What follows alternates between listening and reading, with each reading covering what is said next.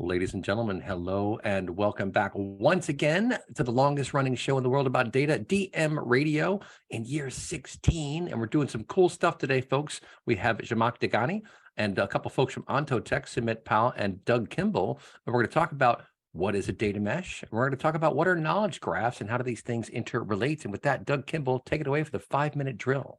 Thank you. Hey, good afternoon, good day, good evening, good morning, wherever you are in the world. I'm Doug Kimball, the Chief Marketing Officer at Ontotext. I'm joined by my colleague, Sumit and a guest that we'll hear a lot more about shortly. So I'm excited to be on this and again, talking about knowledge graphs and all they do as far as bringing your data together and how they play into the world of data fabric and data mesh. So hopefully my screen's advancing. I'm gonna check that, double check here. Yep, cool. That's good. I always like this pyramid because, and I just also like the phrase of this, are you drowning in data but starving for context? We've done a great job over the last many years of bringing in lots and lots of data. We got all this big data out there, and now we're talking about small and wide data. But the challenge we have is how do you actually get wisdom out of that? Going from data into information is very useful because that's what we do all this data gathering for. But without the semantics that overlay a proper effort to get from data to information, it's just a bunch of data. And so there's this very big difference between doing these things from a business standpoint and just doing them in order to drive architectural perspectives. So one of the things we really look at when we look at the knowledge graph perspective is being able to apply semantics to all that data, connect those, derive going from data to information to knowledge to wisdom, always looking at it from that whole so what perspective. We've got all this data, we're sharing it, but what are we trying to do with it? So really semantics and knowledge are a key piece of that. And when you look at knowledge graphs for data management standpoint, there's a lot of things that they do. And obviously key to what we're going to be talking about today is how they play into the data fabric and the data mesh model. We chatted briefly before the show started about large language models. They are key to supporting those. Unified data access, making sure that you're getting that flexible data integration. So no matter where you are, whatever systems you're using, whether it's structured or unstructured data, you'll be able to bring that together and utilize it for the greatest value. That's one of the biggest powers, again, from a knowledge graph standpoint for data management. One of the things I always like to look at is what I call pain points of why we do data. And so you look at, 80% of data analytics adoptions are going to drive a business's capability. Again, why are we doing all this stuff that we do from a data perspective? It's to drive volume, drive profit, drive share, increase efficiencies, create revenue opportunities, whatever it's going to be. You want to impact a business decision with that. And that's where the semantic graph technology that we focus on becomes so important. Again, as I said, going from having data into information, into having that wisdom behind all. So it's really, in my mind, a very key thing is not just looking at data for data's sake, but why are we doing that? So when you take the next step there is, okay, you've got all this data and you're trying to create insights in that data. One of the powers I find so interesting about knowledge graphs is that ability to have reusable data. So reusable data, in my mind, is important because you don't want to just create a data project. You don't want to just create that and be done with it. You want to have a data mindset where as you continue to connect your data, bring in these diverse and unstructured data, these disparate data sets, how do you bring that all together, whether it's proprietary, whether it's global, bring that in so you can power those deep analytics, empower those data products. So you're starting to really connect that data producer with the data consumer. And because you get those kinds of linkings, you get inferences that you can drive. So now you get more data, more insights, more reasoning from your information that you've got to drive that wisdom ultimately. So taking it to the next step, again, we're not going to talk about data fabric much of this, but I think it's a good thing to have, again, as a base of thinking about how you can reuse those key data assets. So as you extend and enrich that data, drive those reusable data services, you must use and create a knowledge graph as a part of that path to data mesh. There's a little quote there from Gartner analyst Mark Beyer talking how knowledge graphs will enable those data and analytics leaders to derive business value. And again, I'll go back to talking about semantics, because data without context, without the semantic overlay to make that more powerful, is just a bunch of data. And so we have data for data's sake doesn't do us much good.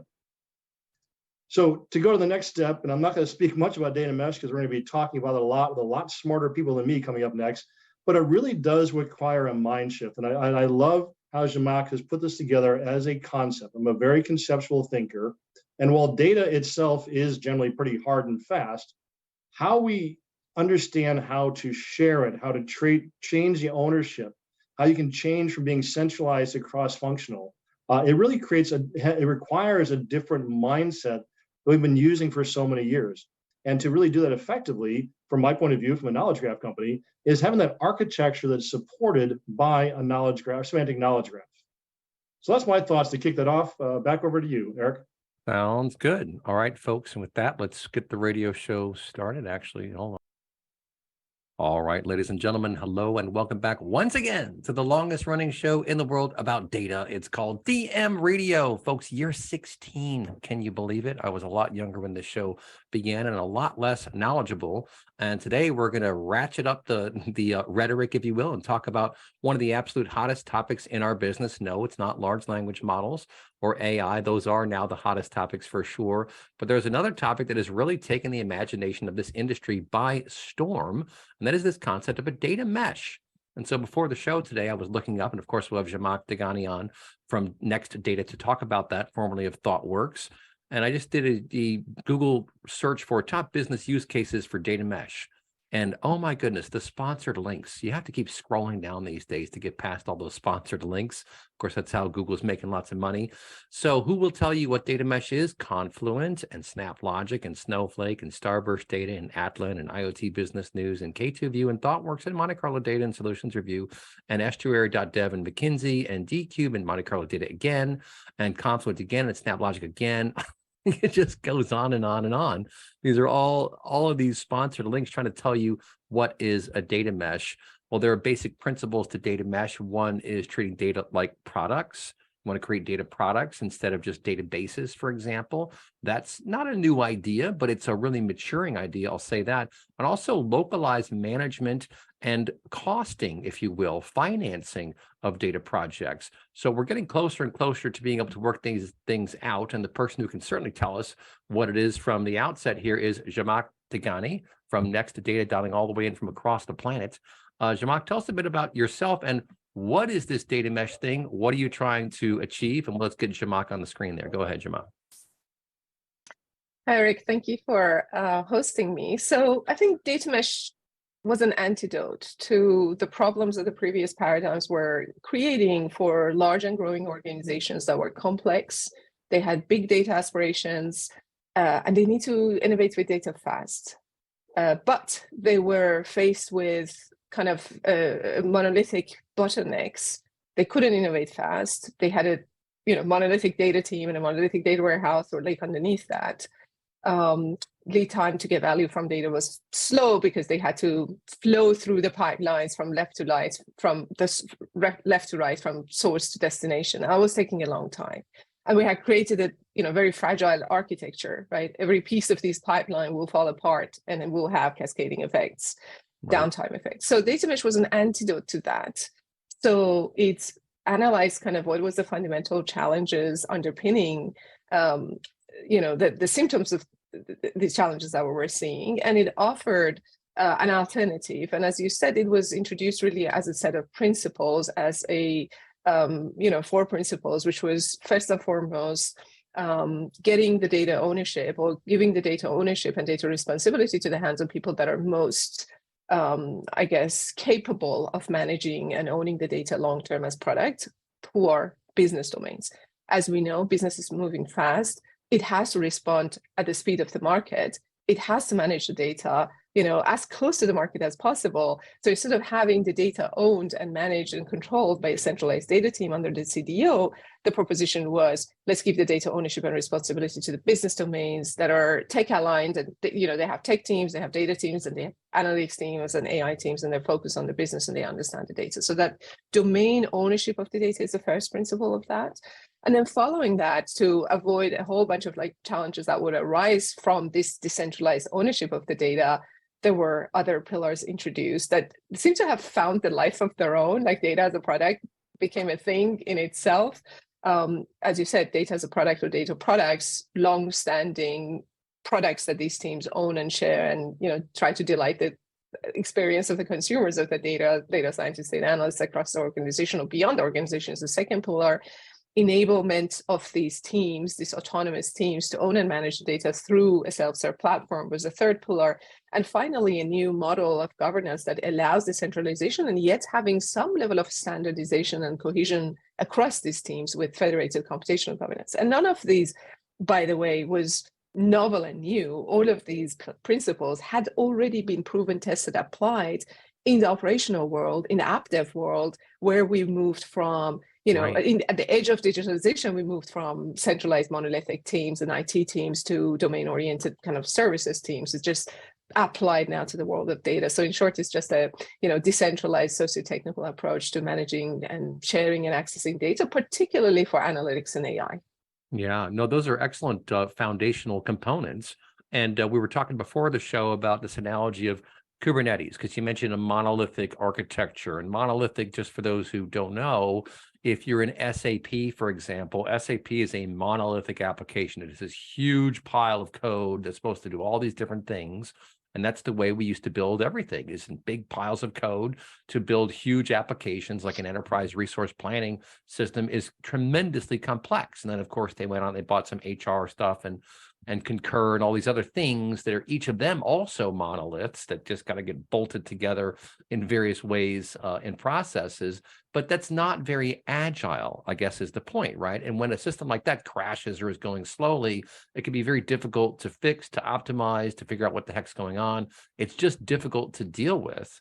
And so what comes along with this whole concept of Kubernetes, which is not just like virtualization like VMware, but it's a similar objective. With virtualization, they were trying to optimize the use of the storage and the compute and all that stuff, because we were using very little of the processors, right? So it's like, well, let's get more value from our data center by virtualizing. Well, with Kubernetes now, you've kind of broken that monolith into thousands of little pieces, these little containers that are really system processes inside a little shell, and they get launched as needed to go do something. So there are a lot of cool things that spun out of that.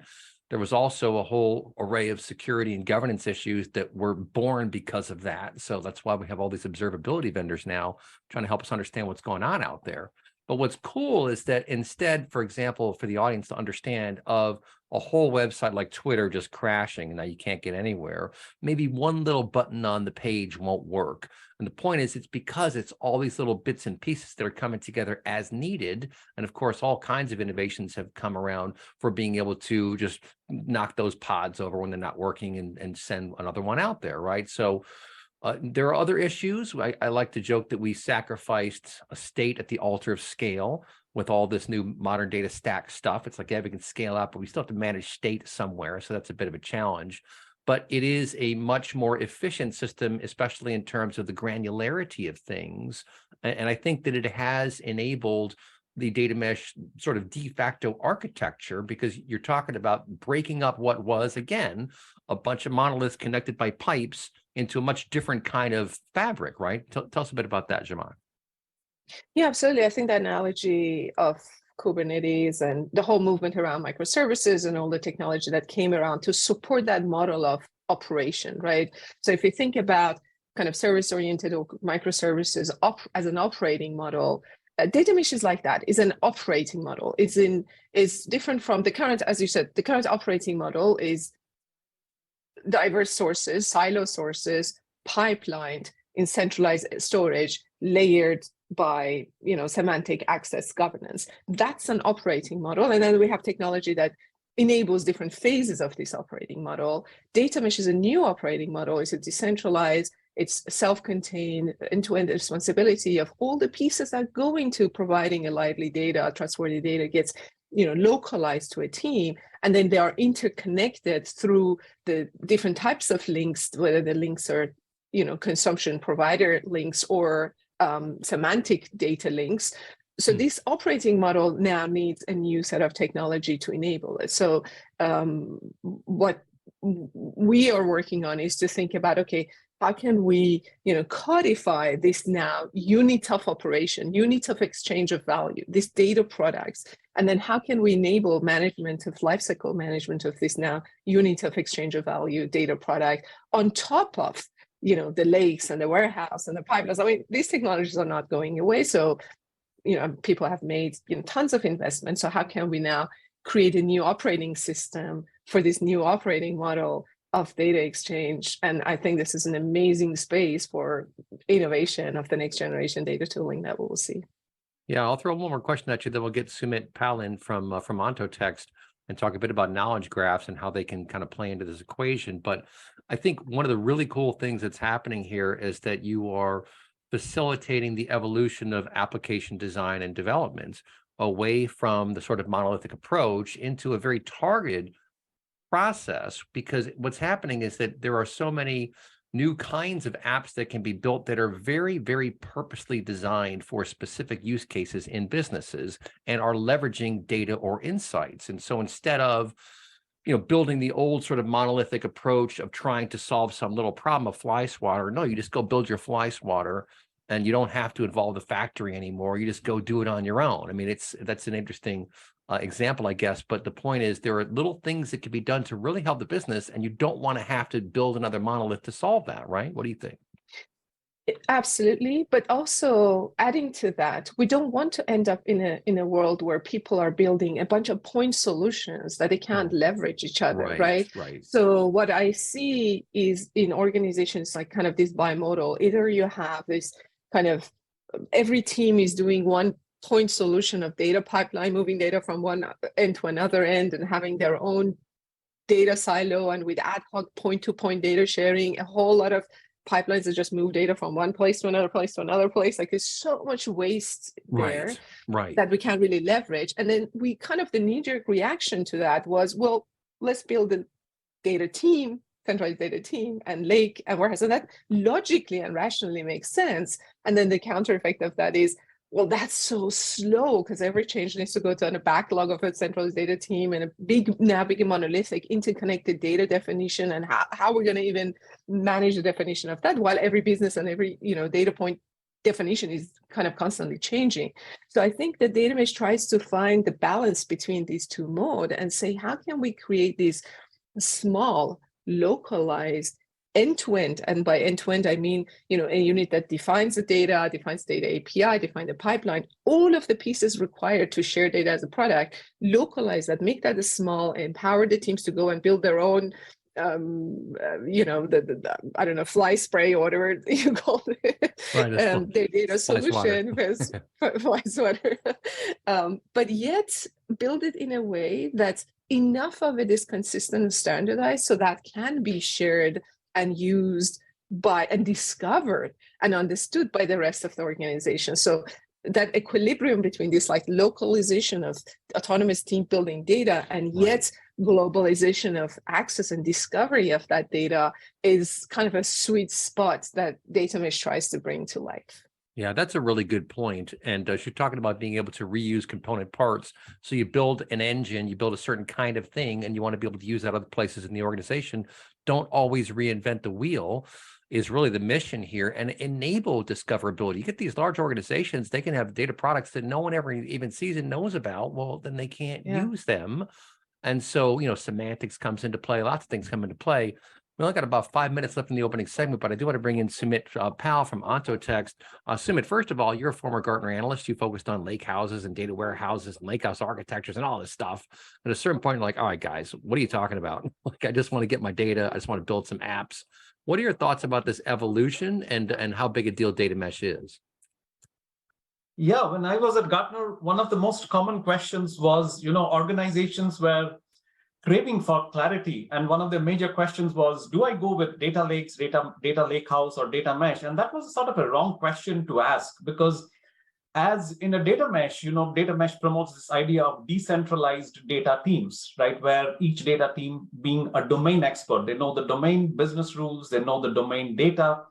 And the lakes, data warehouses, lakehouses are part of the data nodes that build the mesh, right? The data nodes interact with each other to build the data mesh.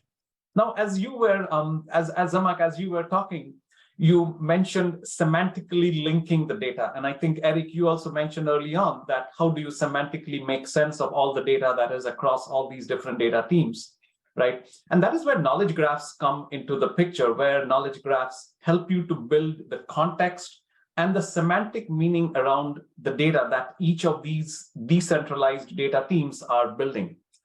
The other part is around data sharing, right? As each data team is building their own full stack product or data product, there are data like reference data, MDM data that needs to be referenced, shared, and Zhamak, you mentioned the idea of data exchanges, right?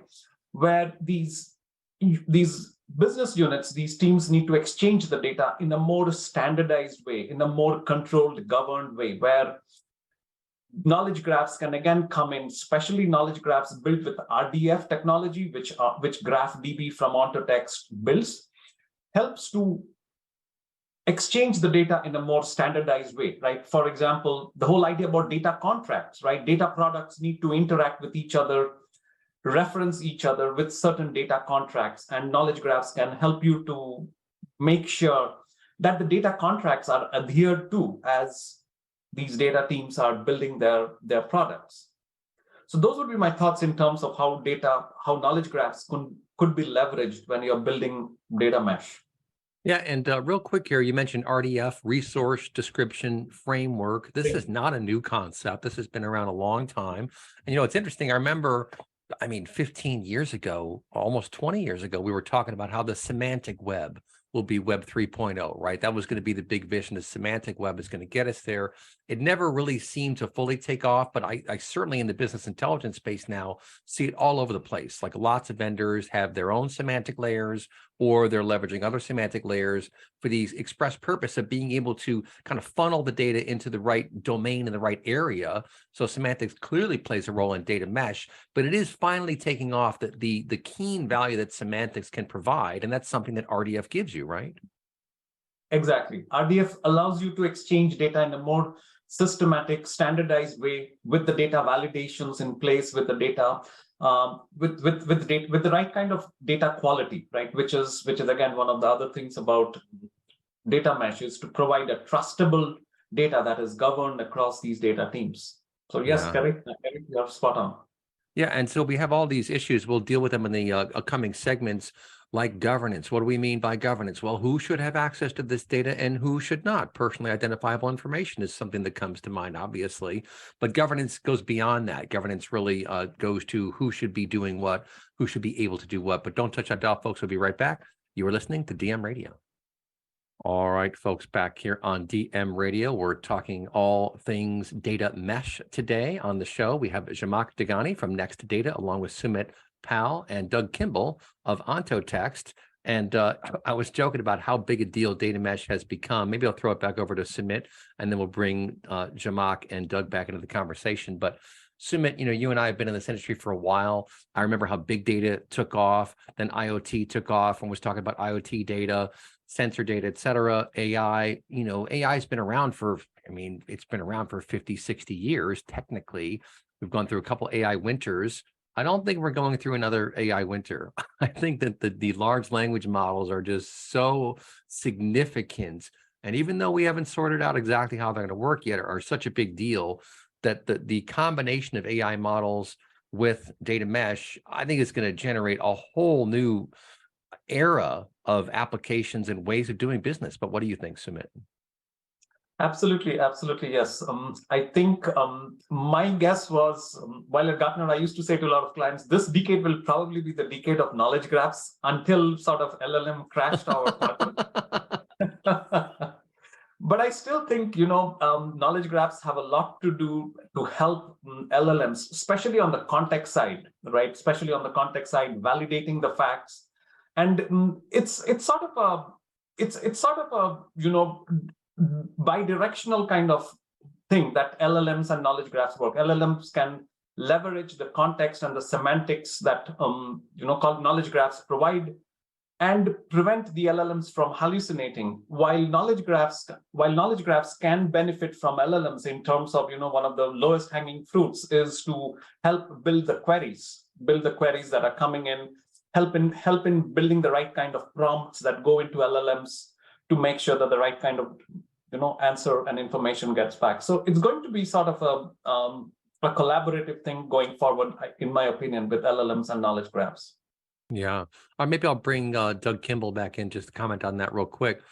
Doug, you and I have talked about knowledge graphs for a while, and I think that they are going to remain a foundational component of information management. They date back to the days of knowledge management. Remember knowledge management? That was going to save the world about 25 years ago, and then never quite got there.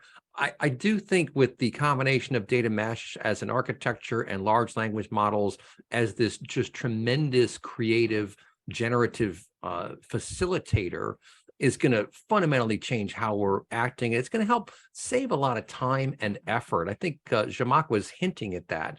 In the old architectures, there's so much additional work that is just not really necessary to get a particular business problem solved.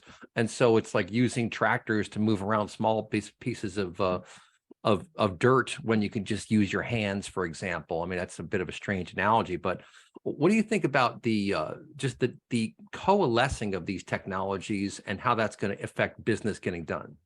And by the way, if you want some knowledge management, I've got a SharePoint instance I can sell you. It works great. That's right. And Yeah. I like the analogy, and I think that's one of the things I find so intriguing and valuable about the data mesh concept. Not this concept, but the practice is that, to use your tractor and dirt analogy, ultimately, I don't care where the data I'm looking for is coming from. I don't care how I get it. I just want to ask a question to get it answered. The most simplistic process overall.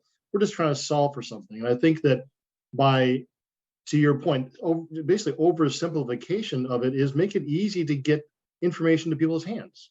If we look at all the things we're trying to do from a data standpoint, we get into the crunchy, the details, the coding, the apps, etc. But fundamentally, it's about asking a question, getting the information, getting at the right information, getting it trusted, shared across the enterprise.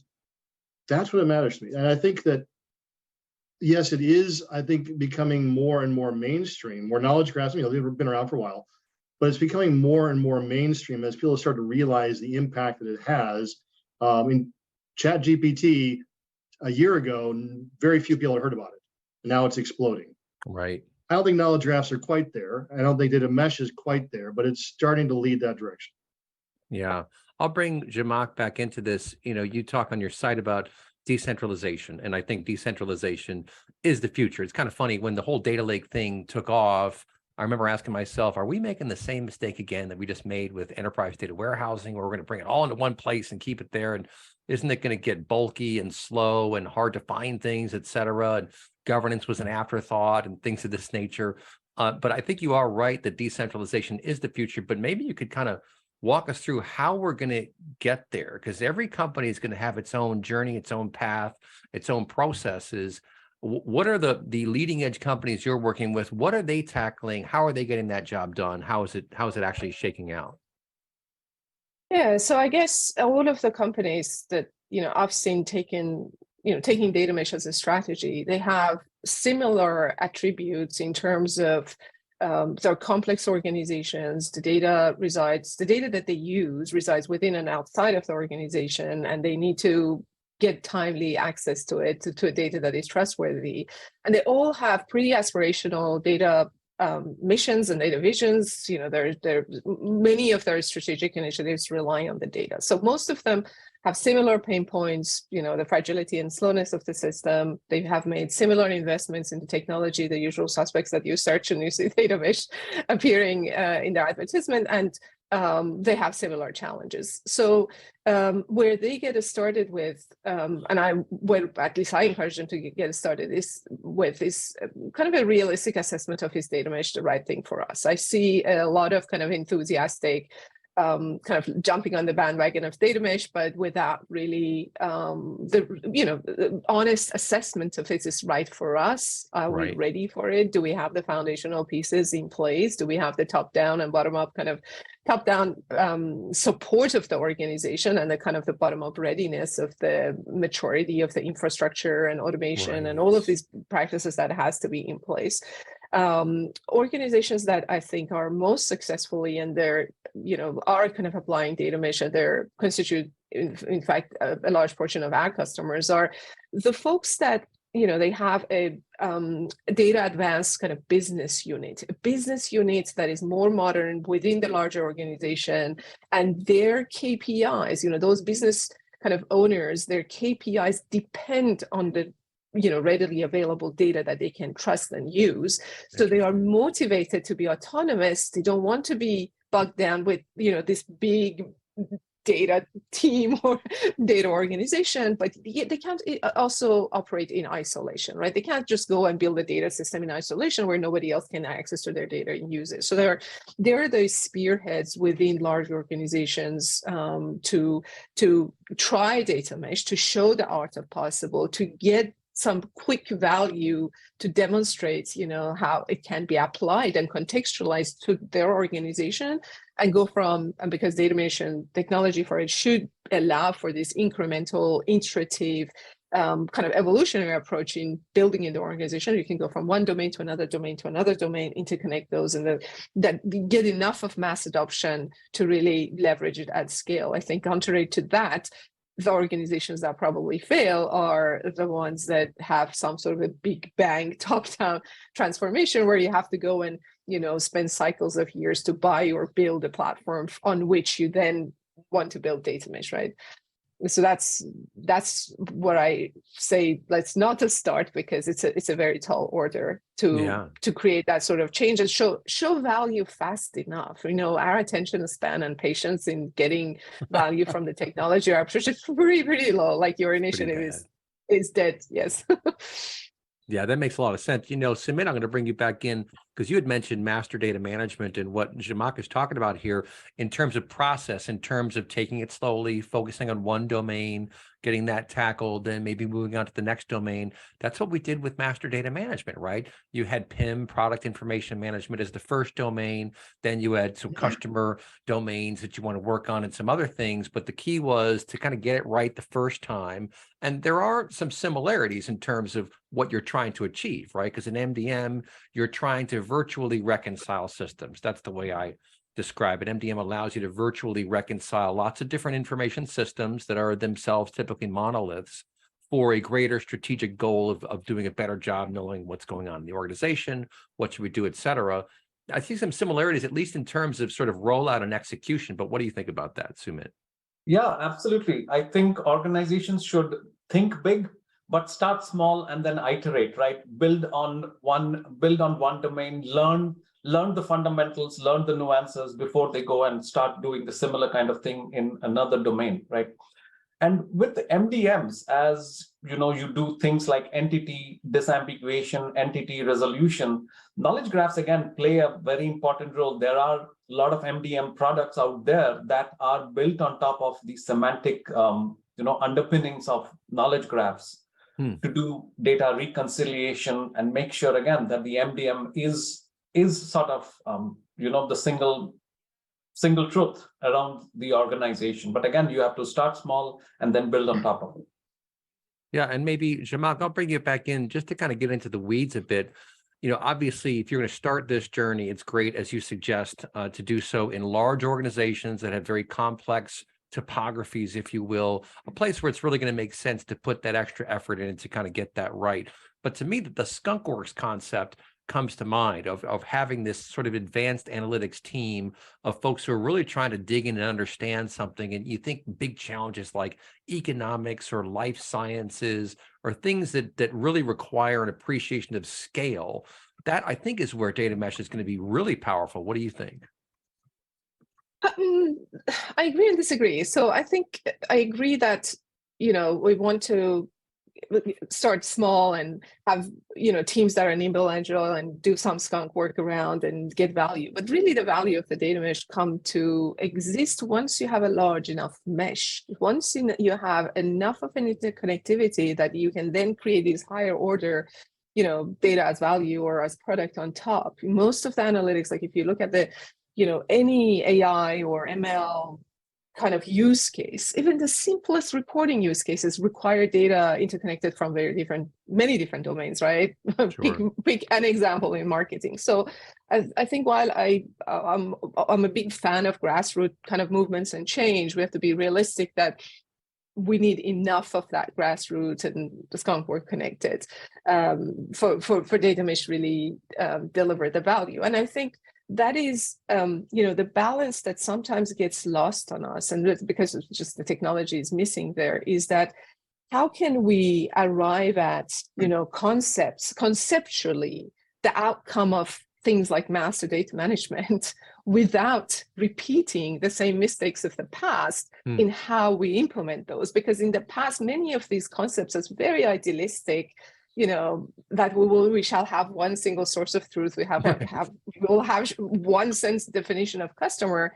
And from practice, we know that's absolutely impossible, because the moment you try to centralize and aggregate all of these different facets of the customer in one entity, the moment you define it is out of date, because the customer aspects in one corner of your organization just change because the business is digitalized, is moving rapidly. They just introduced a new customer channel or capability. So I think that's where, the balance between what data mesh tries to do is this concept that we really need to have, like the single, understanding or reliable understanding of who these customers are, but yet have a very decentralized, maybe skunkworky or kind of domain-focused way of emerging these definitions. Again, that gets lost in translation sometimes when we talk about this, or when we think about, okay, we need to have a semantic graph of how these entities relate to each other, right? How do I know that this order is connected to the same customer that called us on the call center, support system? All of this interconnected, but how do we get there in a new way where these are emergent phenomena as opposed to a layer smeared and defined top down on top? Because we have no choice right now. We've got a bunch of data that wasn't initially created as a product. That it was a semantic first definition of a data creation of a data product. So we have no choice right now by try to smear on top these definitions. But the moment we define them again, they're out of date, right? Because they're not defined bottom up and emergent. So I think the movement that needs to happen around the technology moving forward is to think about this data product first, semantic first, quality first approach in building the basics, even the basic foundational elements of data sharing, that more sophisticated and enriched, layers of information and knowledge can emerge from it, as opposed to, well, data is garbage and we don't really understand it. Let's push down a definition on top. And that's the switch that needs to happen. And that's kind of, I think, the space for innovation again, to rethink the fundamental units of data sharing so that we can get graphs of knowledge almost for free, right? So this is a very interesting point, and I think I'm really onto what you're saying, Zhamak. I think it's very telling, because what you're saying is that you can have your view of the world, right? And let's call that a schema. So I've got my view of the world, and I apply this schema to all the data that I have, and that's now how I understand the data. But what you're saying is maybe you need to listen a bit more and look at the relationships before you go try to superimpose this schema onto that world, because maybe that schema doesn't fit for all use cases. Maybe there are other things you haven't considered, and you need to take more of a discovery-oriented approach toward realizing what schema you want in which sort of environment.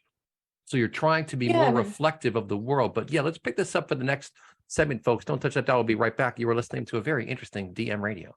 All right, folks, back here on DM Radio, a fascinating discussion of data mesh and knowledge graphs and kind of where we've been and where we're going and all this stuff.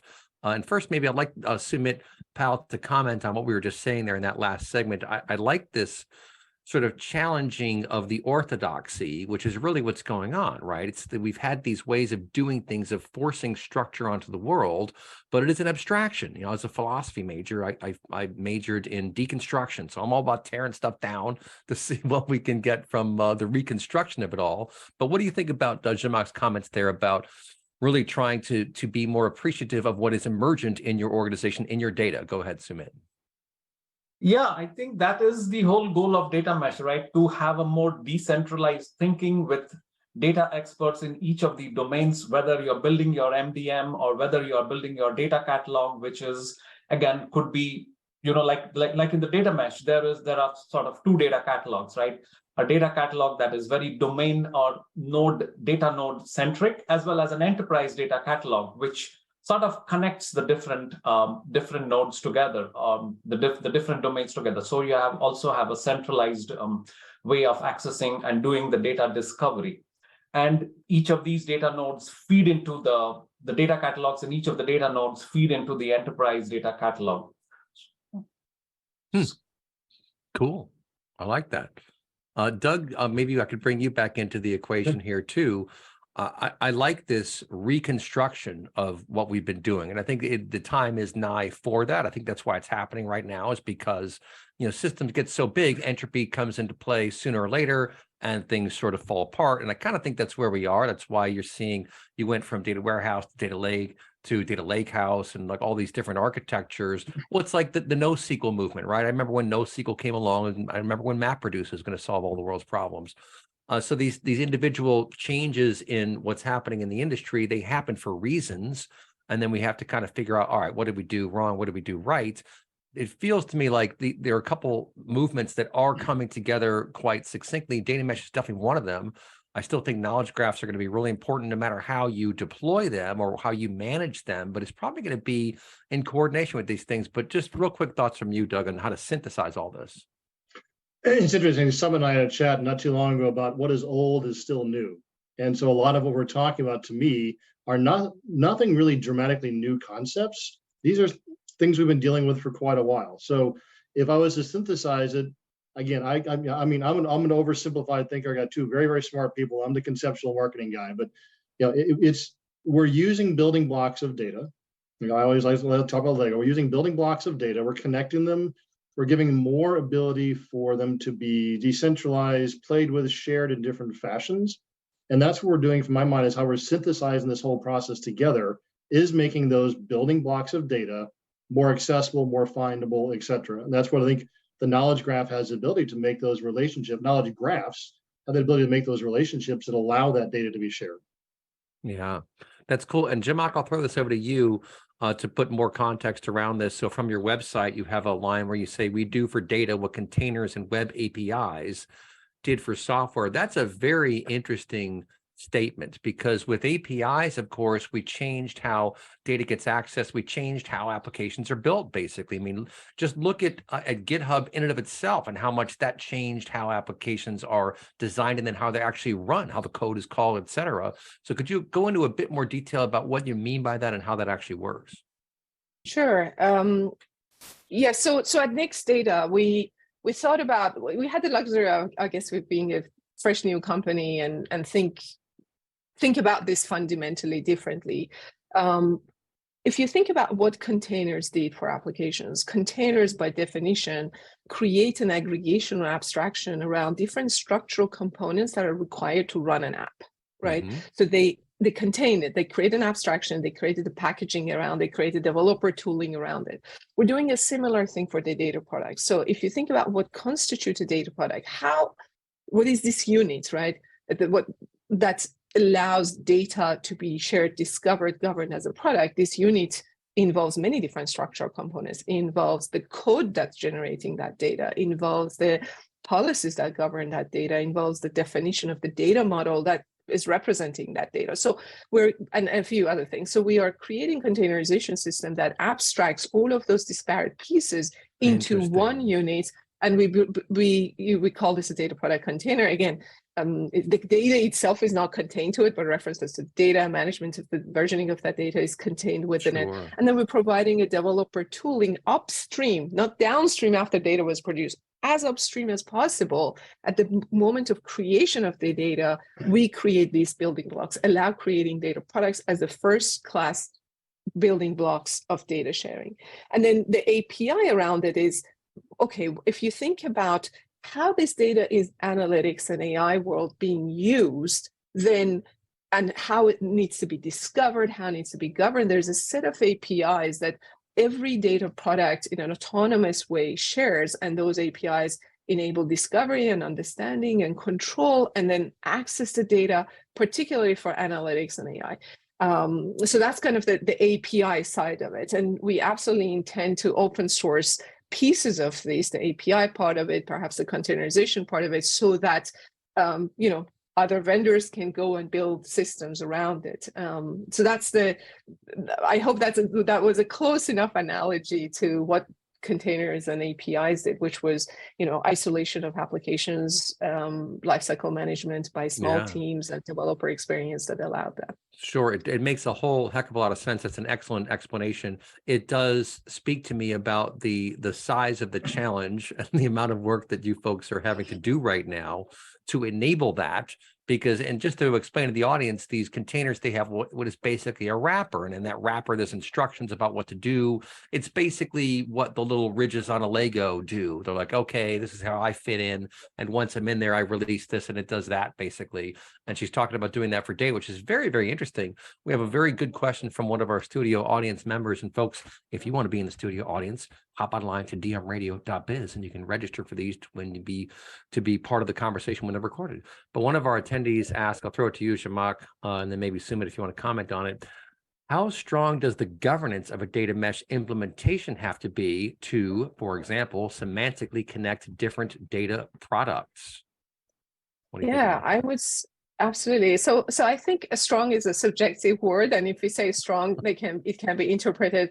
I need to have a very strong, governance team, having their eyes on there. So right. I would say maybe I change that question. I would say how automated and how built in the governance need to be in the flow of data generation or data product generation. So governance is a fundamental pillar. In fact, when I first wrote the first article or opinion piece on data mesh, I didn't have computational governance or data governance as a pillar in itself. It was kind of smeared in other aspects. And then very quickly I realized that this has to be in its own pillar and get enough attention. And that was as we were in the field working with early customers in materializing data mesh, it became apparent that it has to be, and it is. So, and the reason it's called computational governance, again, lessons learned, as you mentioned it earlier, from operational systems. We had to automate zero trust architecture and a whole other category of observability and so on for make it possible. And I think it's the same. I would think about governance as something that gets built in, like aspect of governance is standardization, aspect of governance is privacy, that has to be built in to, again, unit of your data exchange, and then tooling around it to be able to observe it and identify anomalies or errors and recover it. And all of that needs to come to exist. And that's a very strong governance without centralized control, without centralized point of synchronization across a centralized team. So very strong, but automated. Yes, durable, let's say durable and efficient. Maybe efficient is the word. I mean, strong, you think hard-coded, you think, no, you must get this approval from that person. And these sort of manual processes are what we need to get away from. So that's why you're saying we have to automate as much of this as possible, even if it's an automated alert to another system, just to check something to make sure it's okay. There are lots of different ways to do that. Well, closing thoughts, Sumit Pal, we got about a minute and a half left. Having absorbed all this information about data mesh architecture and where the industry is going and the importance of knowledge graphs, what are your closing thoughts on what the business should be focused on right now in planning their journey? So yeah, I think we discussed a lot about the technology aspect of how knowledge graphs and data mesh, they all play together. But data mesh also is a huge cultural and an organizational shift from the way organizations have been building their systems. And I think that's also an important part in that plays in the success of adoption of data mesh within an organization, how organizations are going to culturally adapt to this new way of doing things, way of building data products, very new things like data contracts, things like that. Absolutely. That's a fantastic closing quote, folks.